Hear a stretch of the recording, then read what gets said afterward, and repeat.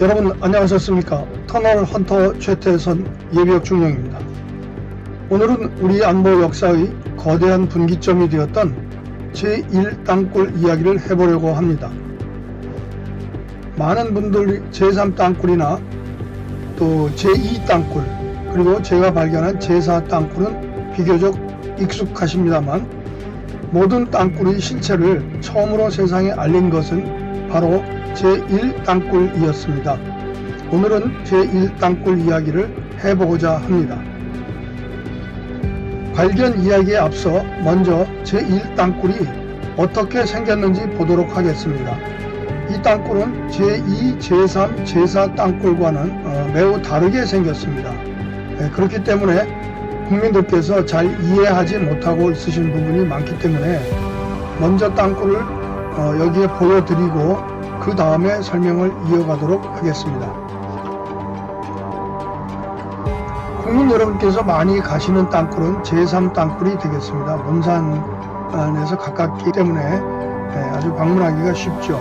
그리고 그 청룡열차라고 하지 않습니까? 이렇게 타고 내려가는 그런 그 열차가 준비가 되어 있습니다. 그래서 제3 땅굴은 편안하게 이 땅굴 밑바닥까지 내려가 가지고 거기서 보실 수가 있습니다. 올라올 때도 물론 그 차를 타고 올라오십니다. 그래서 굉장히 쉽게 오르락내리락 할 수 있기 때문에 관광적인 측면에서 보면은 지방자치단체하고 업체 간의 협업이 아주 잘 이루어지고 있는 곳이라고 봅니다. 그 다음은 또 제2 땅굴인데요. 이 제2 땅굴은 철원에 있습니다. 그 철원은 제3 땅굴보다는 거리가 멀고 또 제2 땅굴에는 그 소위 청룡열차가 없습니다. 그래서 실제로 좀 걸어서 내려갔다가 또 걸어서 올라오셔야 되죠. 내려갈 때는 뭐 괜찮은데 올라올 때는 아주 힘든 체력장 코스가 되겠습니다. 그 다음에 제가 89년에 찾은 제4 땅굴이 있거든요. 여기는 강원도 양곡은 펀치골에 있습니다.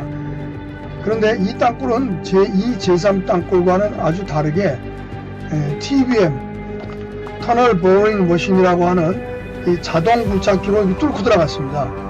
자동 굴착기로 약간 이렇게 올려 치면서 뚫고 들어갔거든요. 그래서 거의 그 수평하고 비슷합니다. 그리고 이 높이가 자동 굴착기 직경이 3m입니다. 그래서 들어가실 때 편안하게 이 머리 부딪히지 않고 편안하게 들어가실 수가 있습니다. 그래서 그 땅굴하고 만나는 지점에 가면은 소위 말해서 청룡열차 같은 그 갱차가 거기 준비되어 있는데 그걸 타고 떨그덕 하면서 저 북한까지 들어갑니다. 그러니까 그 갱차를 타고 북한까지는 아니고요. 북한에 임박한 곳까지 가는 거는 제4 땅굴밖에는 없습니다.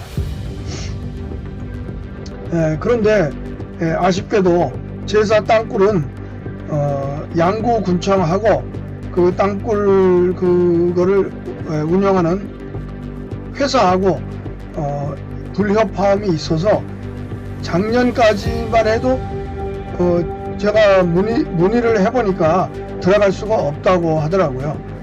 그래서 좀 아쉬웠습니다.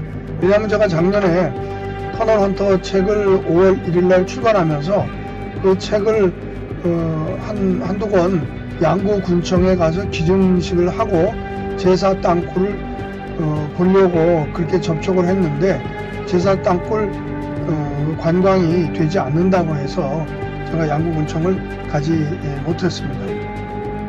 속히 양구군청과 그 관광을 운영하는 그 업체 간에 원만한 타결이 있었으면 좋겠습니다. 그리고 제4 땅굴은 또 특별히 의미가 있는 게 제4 땅굴에서 멀지 않은 곳에 여러분들이 너무나도 생생히 아시는 평화의 댐이 있습니다. 그 평화의 댐은 정말 장관인데요. 그 당시 대통령이 결정을 정말 잘 해가지고 지금 북한에 있는 그 임남댐이라는 것이 우리나라에서 가장 큰 댐입니다. 거기 댐을 열면은 63빌딩에 뭐 허리까지 찬다고 했던가요? 뭐 그런 식으로 수공이 가능합니다. 근데 그 수공을 딱 앞에서 막아주는 게 평화의댐입니다. 그러니까 탁 막아주면 오히려 물이 반대로 치기 때문에 북한이 물에 잠기게 됩니다. 그래서 정말 이 서울 및 경기 지방의 국가의 안보를 튼튼하게 하고 국민을 위협으로부터 지켜주고 있는 그 댐이 되겠습니다. 발전기는 없습니다. 그냥 단지 막아주는 댐입니다. 아주 볼만합니다. 너무 장관입니다. 어마어마합니다. 예. 자, 그러면 제1땅굴은 어떻게 된 걸까요? 제1땅굴은 현재 관광 자체가 실제 땅굴에는 들어가서 관광을 할 수가 없습니다. 이 강원도 연천군에 있는데 그 DMZ 중간에 딱 들어가 있어가지고 거기까지 가는 것이 너무나 위험합니다. 북한에서 그냥 총을 쏘면 바로 맞습니다. 그래서 제1땅굴은 발견 당시에 관광을 수년간 하다가 1988년에 그 관광을 중단하고 그 모형을 그 땅굴이 보이는 그 산꼭대기에 그 상승 전망대라고 있는데 그 전망대 앞 마당에다가 만들었습니다. 그래서 한 7, 8m 되나요? 그리고 모형도 조금 크게 만들었습니다. 원래 땅굴이 높이가 1.2m밖에 안 되기 때문에 뭐 한국 사람들이 키가 커가지고 들어갈 수가 없습니다. 그래서 그보다는 좀 크게 생긴 거는 비슷한데 좀 크게 만들었습니다. 그러다 보니까 이제 현실감이 떨어져가지고 다소 시시한 그런 땅굴 모형이 되겠죠. 어쨌거나 이제 1땅굴에 대한 이야기는 이 정도로 말씀드리고요. 오늘은 1땅굴 발견과 관련된 보다 구체적인 이야기를 말씀드리도록 하겠습니다. 제1땅굴이 발견될 당시에는 이미 1땅굴이 있는 25사단의 오른쪽 6사단에서 1땅굴은 74년도에 발견됐는데 그 1년 전부터 6사단 지역, 철원 지역에서 소리가 지하에서 들려온다. 이렇게 병사들과 중대장이 보고를 했습니다. 그래서 그것을 확인하기 위한 아주 진심 어린 노력을 하고 있었습니다. 근데 그럼에도 불구하고 소리가 또 났다가 딱 또 수개월간 끊어졌습니다. 그래서 소리가 어디서 나는지 몰라가지고 뭐 당시에 뭐 청진기도 가져오고 뭐 난리굿을 쳐가지고 소리를 찾으려고 그렇게 노력을 하던 중이었습니다. 그런데 그 소리를 찾으려고 하는데 그 보고를 사단에서 그 사단장님이 이제 또 상급부대에 보고도 하고 뭐 이렇게 하니까 아무도 믿지를 않았어요. 그래서 그 정명한 장군님이 사단장이셨는데 이분이 제가 있었던 7사단의 정만길 사단장님한테 땅굴 찾는 것보다 주변의 사람들한테 인식을 시키는 게 너무 어렵다. 이런 고백을 여러 번 하셨다고 정만길 사단장님이 저에게 말씀해 주셨습니다. 84년도, 85년도 이야기입니다. 어쨌거나 그렇게 됐는데 지금 25사단의 왼쪽, 그러니까 1사단입니다. 판문점 지역에서 북한에서 내가 땅굴 받아왔어 하고 귀순자가 온 거예요. 월남을 한 겁니다. 귀순자가. 그분이 김부성 씨입니다. 김부성 씨가 자기가 땅굴 받아왔다 이렇게 주장을 하니까 땅굴에 대한 경각심이 그냥 굉장히 쫙 올라갔죠. 그러니까 25사단 입장에서는 오른쪽에서 소리 난다, 왼쪽에서는 귀순자가 땅굴 파고 왔다, 이렇게 그 이야기를 하니까 25사단에서는 긴장을 하지 않을 수가 없는 겁니다. 그래서 DMZ를 철저히 수색해라, 이런 명령을 해가지고 그 수색대가 이제 수색을 하게 됩니다. 1974년 11월 5일 아주 이른 아침에 경기도 연천군 고랑포 동북방 8km 지점 25사단 수색대 구정섭 중사 외 8명이 DMZ 안으로 정찰을 나갑니다. 그곳은 그 적 GP에서 많이 내려다 보이는 아주 총을 쏘면 그냥 바로 맞을 수 있는 그런 개발지, 위험한 곳이었죠. 거기는 아무것도 그 총알을 막아줄 것이 없고, 단지 그 하계가 되면은 이제 하계 이후에는 그 갈대가 높이 자라가지고 키만큼 자랍니다. 그 억새풀이죠. 그게 자라가지고 이제 사람이 그 밑으로 이렇게 지나가면 그 잘 안 보입니다. 그런 곳을 이제 구정섭 중사가 쭉 들어가서 수색을 하는데, 이상록 일병이 소리를 칩니다. 선임마사님, 저희 땅속에서 김이 올라옵니다. 이제 이렇게 된 거예요. 참 놀라운 일이죠. 근데 저도 그 땅굴 탐식과 근무 시에 그 여러 가지 다른 목적으로 이 장소에 아주 여러 번 갔었어요. 뭐 10번 이상 갔죠. 그때 가서 그 실제 지형을 보니까 구정섭 중사가 수색했다는 그 지역이 동서로 한 1km 정도 평평합니다. 아주 평탄합니다. 그리고 이 남쪽에서 북쪽, 저 북쪽 지피 쪽으로 또 평탄합니다. 평탄한 곳에 저 끝에 북한 지피가 딱 이렇게 솟아 올라와 있습니다. 그리고 이 남쪽은 좌하고 우에 능선이 쫙 이렇게 뻗어 있어가지고 이 가운데가 땅굴이 있는 겁니다. 근데 여기가 평평합니다. 아주 평평한데 북쪽에서 쏘면은 바로 맞죠. 그런 지역입니다. 그래서 저도 거기 딱 들어가서 보는 순간, 저는 그때 이제 미군들을 많이 과학자들 인솔해가 들어갔는데, 제가 이제 선임자로 인솔 책임자로 들어갔죠. 그리고 이제 일개 분대가 이제 저희를 경호를 해가지고 이렇게 들어가는데, 딱 들어가는 능선에서 이제 딱 내려가가지고 바닥에 닿는 순간, 야, 이거 쏘면은 맞는구나. 죽는 수밖에 없다. 근데 피할 데가 없더라고요. 그래서 굉장히 위험하다고 느끼는 상태에서 이제 거기서 어떤 활동을 했었습니다. 그런데 어쨌거나 구정섭 중사가 이제 거기를 내려갑니다. 내려가가지고 이제 그 억새풀 사이를 이렇게 지나가는데, 이상록 일병이 외친 거죠. 저기 김은합니다. 이제 이렇게 그렇게 외치니까 이제 구정섭 중사가 탁 보니까 진짜 김이 쫙 올라오는 거예요. 구중사가 보니까 이거 뭐냐 이런 생각이 탁 들면서, 구중사가 월남전 참전 용사더라고요. 그러니까 월남에서 있었던 그 구치 땅굴 내지는 뭐 이런 것이 딱 머리에 스치는 겁니다. 그래서 이제 딱 엎드려가지고 이제 확인을 하는 거죠. 확인을 해가지고 뭐 분대원들도 쫙 다 엎드려가지고 사주경계 해가지고 이제 딱 이렇게 외곽으로 딱 총을 겨누지 않습니까?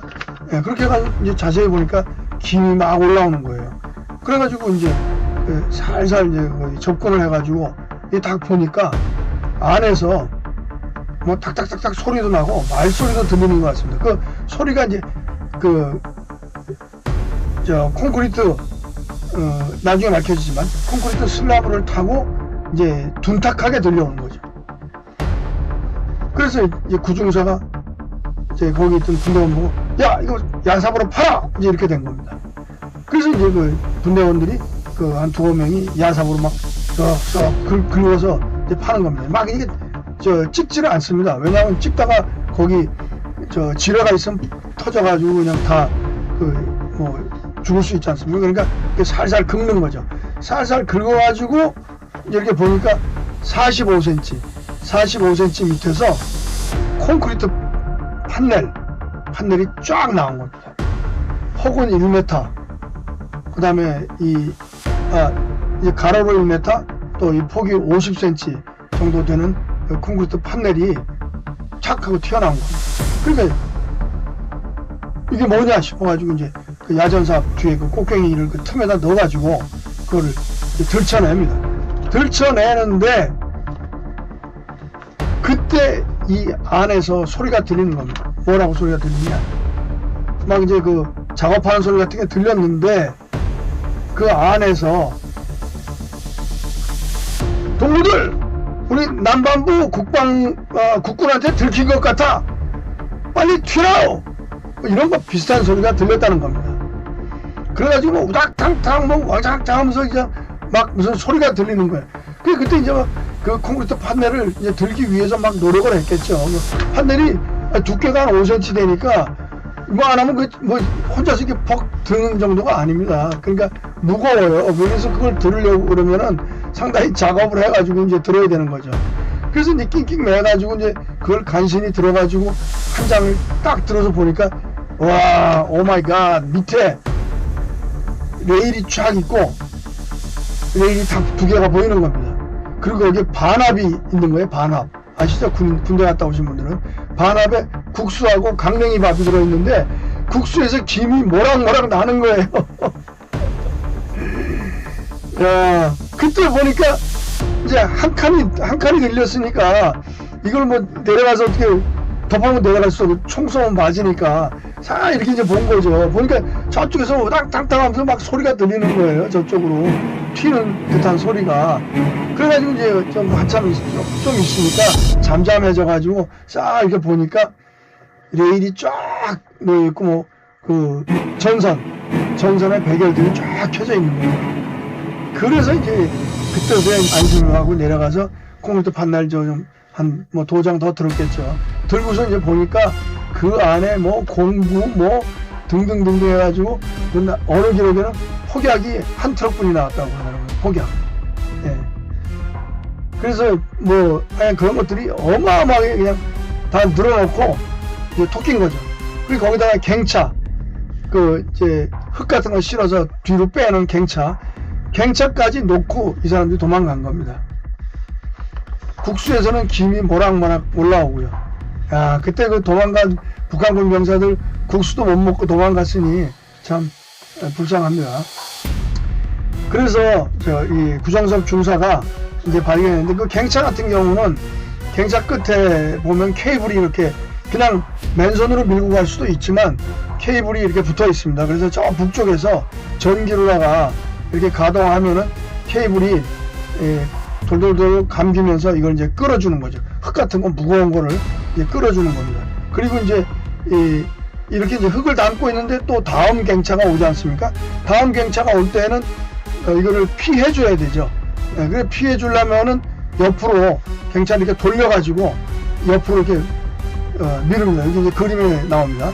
밀으면 그 이제 사이로 이제 또 다른 갱차가 들어오고 짐을 실은 갱차는 또 원위치로 나가가지고 또 북쪽으로 방향을 틀어가지고 이제 나가는 거죠. 예, 이런 그 장치까지 그대로 놓고 북한에서 도망을 갔습니다. 그러니까 이제 구정섭 중사는 이제 보고를 한 거죠. 중대본부 여기는 구중사 땅굴을 발견했습니다. 이렇게 된 거예요. 근데 이렇게 이제 무전을 치는 순간에 그 위험하다고 했던 적지피 있지 않습니까? 거기서 그냥 기관총이 그냥 다다다다다 그냥 떨어진 겁니다. 예. 그래서 300여 발의 기관총이 이제 떨어졌는데 이제 우리 쪽에서도 대응을 했죠. 근데 우리 쪽은 일반 소총이니까 사거리가 이제 그쪽에 닿지를 못합니다. 걔네 기관총은 닿고. 예. 그래서 기록에 의하면 1시간 15분 동안 교전이 있었고 우리 25사단 병사 3명이 전사했습니다. 기관총 맞고 3명이 전사했습니다. 그리고 5명, 그러니까 총 9명이 갔는데 3명이 전사하고 5명이 부상을 입었습니다. 엄청난 전투가 벌어진 거죠. 물론 나중에 구정섭 중사에게는 을지무공훈장, 그 다음에 그 김나는 것을 발견한 병사에게는 이상로 길병이죠.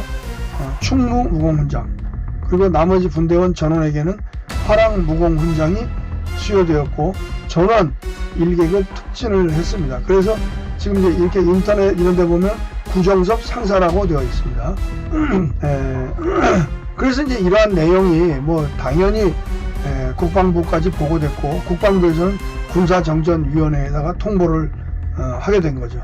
이거는 뭐 명백한 도발이니까 군정위에서 북한 측 그 판문점에 군사정전위원회 대표들이 있습니다. 그 대표들한테 막 항의하고 니들 와서 같이 입회해서 봐라, 우리가 수색하겠다. 근데 이 사람들이 노했다 하더라고요. 그냥 먼 산 바라보고 노했다고. 그때 뭐 이렇게 TV로 화면에서 보여주는 게 오늘 사진에 보니까 있습니다만 이 사람들이 안 왔어요. 그래서 땅굴은 11월 5일날 최초로 발견을 했는데 15일 후인 11월 20일에 군사정전위 소속 미 해군 소령하고 미군 토탈 6명, 그 다음에 한국군 그 연락장교가 그 해병대에서 2명이 나가 있습니다. 그래서 한국군 해병대 2명, 이게 총 8명으로 구성된 유엔사 예하 군사정전위원회에서 그 땅굴이 정말 있는 거냐, 그 땅굴의 재원은 어떻게 되는 거냐, 이런 것을 조사하기 위해서, 정밀조사죠. 정밀조사하기 위해서 땅굴 수색을 하게 됩니다. 그래서 이제 이쪽 그 발견된 지점이 이 사람들이 1200m를 중앙분계선에서 남쪽으로 침투를 했습니다. 1200m요. 그래서 이제 그것을 하나씩 이제 이렇게 해가지고 확인하면서 이제 들어갔는데, 군사분계선에서 300m 되는 지점에서 북한이 비열하게 그 땅에다가 매설해 놓은 부비출의 아마 뭐 지뢰일 것 같습니다. 그 지뢰를 그 해군 소령이 밟은 것 같습니다. 밟아가지고 이 해군 소령은 거기서 그대로 산화를 하고 정말 뭐 이렇게 시신을 올바로 수습할 수 없을 정도로 그렇게 산화가 되었고요. 그분이 이제 돌아가신 분이 로버트 맥퀸 벨린저 중령이십니다. 취소됐죠.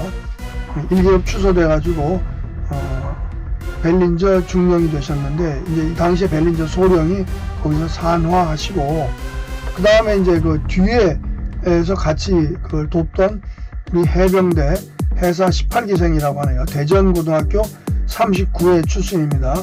김학철 소령님, 당시는 대위죠.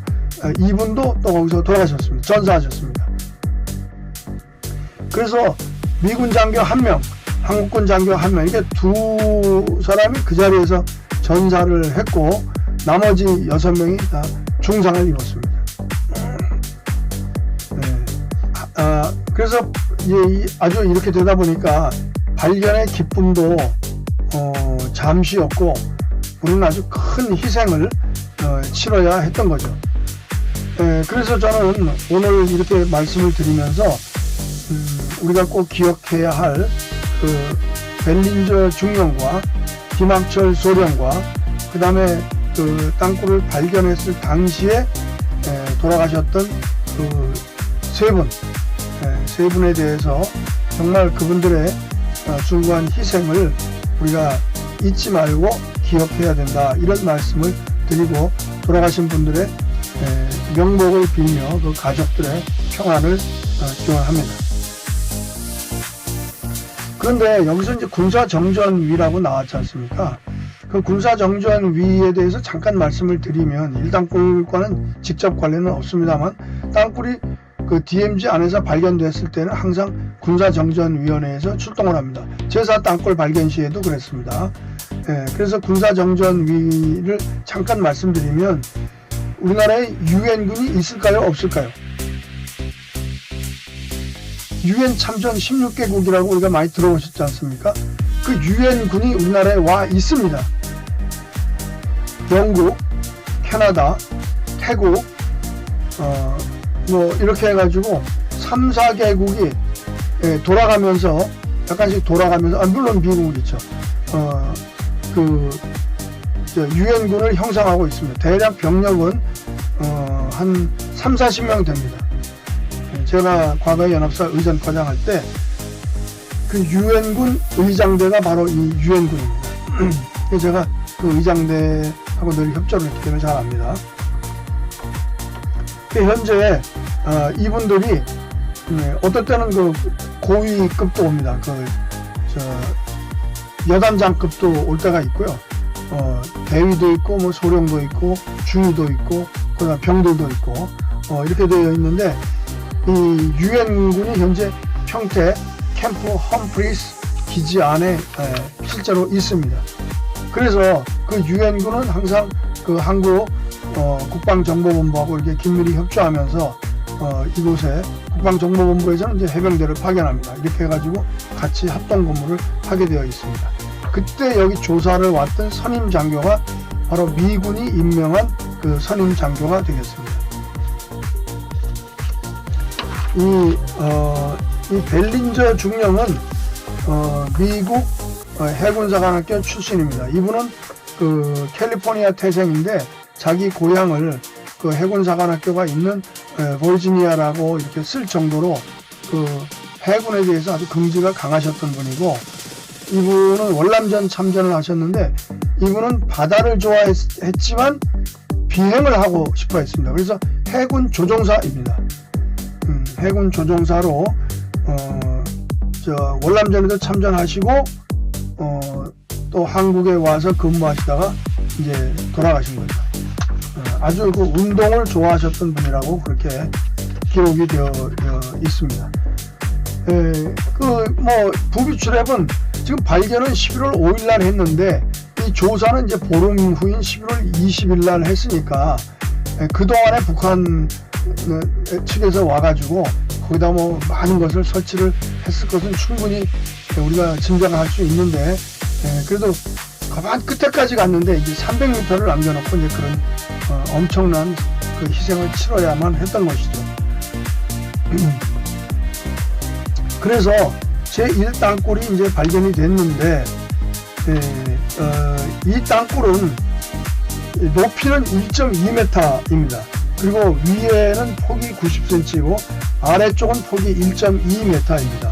그리고 발견된 곳은 깊이가 45cm로 아주 얕은데 조금 이게 지상으로부터 좀 밑에 내려온 데는 한 2m에서 4m 정도 된다고 합니다. 저도 그걸 따라서 뭐 2m나 4m 되는 곳까지 가보지는 못했습니다.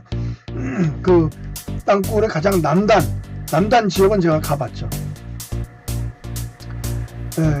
그런데 이 땅굴은 북한 군들은 뭐 키가 작으니까 이렇게 뭐 쪼그리고 이제 올 수가 있는데, 우리 한국군이나 뭐 미군들은 이 쪼그리고 하는 것이 너무나 힘들죠. 여러분도 아시다시피. 그래서 이제 북한군은 쪼그리고 뭐 오고 뭐 그다음에 그 갱차 같은 걸 타고 이렇게 엎드려 가지고 이렇게 수영하는 거 비슷하게 물개 수영 비슷하게 이렇게 해가지고 또 이동을 하더라고요.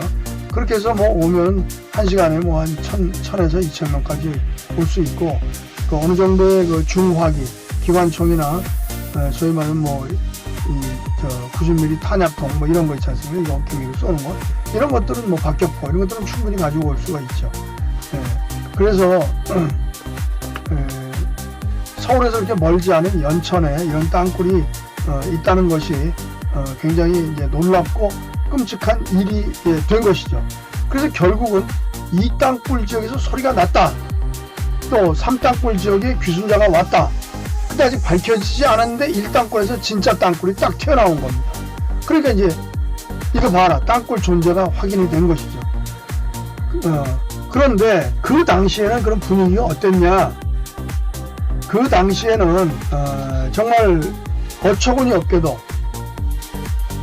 땅굴 발견 2년 전에 72년도에 7.4 남북 공동성명을 맺었습니다. 그래서 남북이 서로 잘 해보자고 김일성이하고 박정희 대통령 사이에 공동성명을 맺어가지고 우리는 이제 서로 남북이 적대적으로 하지 말고 잘 해보자라고 했는데, 해보자라고 하기 1년 전에 이미 김일성은 관통굴을 파라고 지시를 했고, 또 이 남북 7.4 공동성명을 맺는 순간에도 계속해서 땅굴을 파고 있었던 겁니다.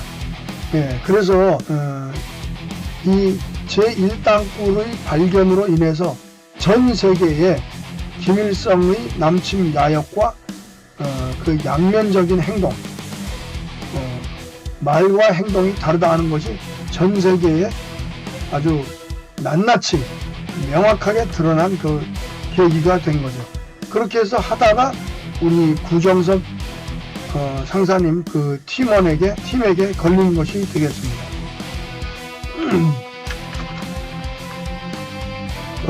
여러분이 일당꿀을 보시려고 하면은 일당꿀은 1976년부터 88년까지는 거기 들어가서 볼 수가 있었는데 너무 위험하고 하기 때문에 그것은 이제 중단했고, 그 모형을 지금 여기 지금 사진에서 보시는 그 전망대 앞에다 이렇게 모형을 만들어 가지고 이제 그냥 그 모형을 보실 수가 있는데, 제가 모형을 보니까 실제 모형보다 크게 만들었어요. 왜냐면 하다가 머리 부딪히니까 그 모양은 같은데 좀 크게 만들었습니다. 예. 그래서 여기를 가서 그 25사단 전망대에서 보면 그 이제 밑에 땅굴이 있는 지형이 훤히 보입니다. 아주 경치가 너무나 아름답습니다. 여기를 가시려면은 경기도 연천군 백학면 백령리에 있는데, 연천군 관광과에 사전 신청을 해야 합니다. 거기 전화번호는 031-839-206-1이고 화요일 날은 쉰다고 합니다.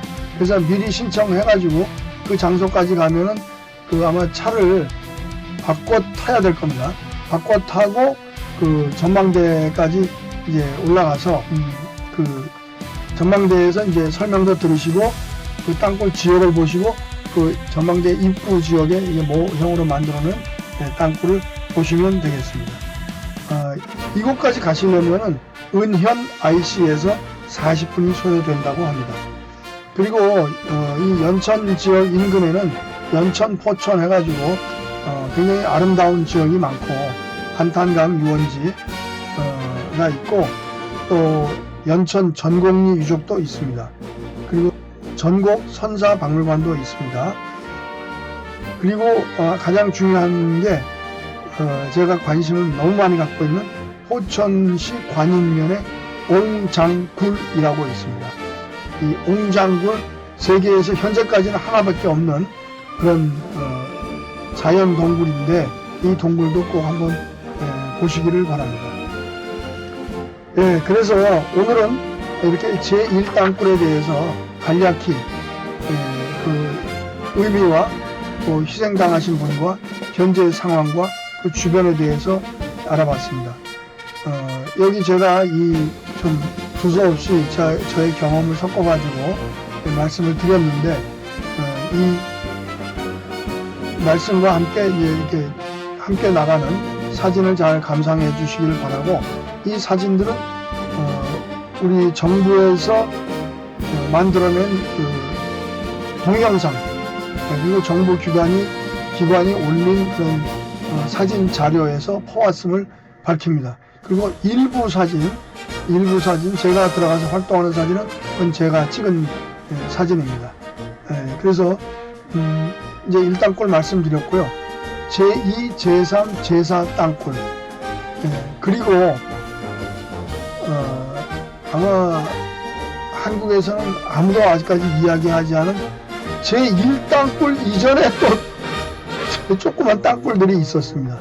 근데 미국 자료에 있는 건데 그걸 제가 눈으로 보지는 못했습니다.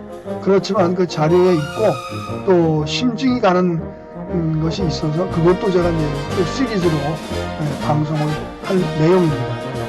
그리고 여러분 아시다시피 제가 터널 마스터 70이라는 그 계정으로 다시 이제 시작을 하게 되었는데, 터널 마스터 70 계정에 지금 제가 제사 땅굴 발견하기 전에 먼저 제사 땅굴하고 똑같은 소리를 듣고 녹음했고, 저 말고도 수많은 병사들이 들었고 다수의 미국 장교, 장군, 과학자들이 들었던 그 내용에 대해서 3부작으로 올려놓은 게 있습니다. 여러분 거기에 대해서도 관심을 많이 가져주시고 여러분들이 좋아요, 구독해 주시면 정말 감사하겠습니다. 안녕히 계십시오. 감사합니다. 터널 헌터였습니다.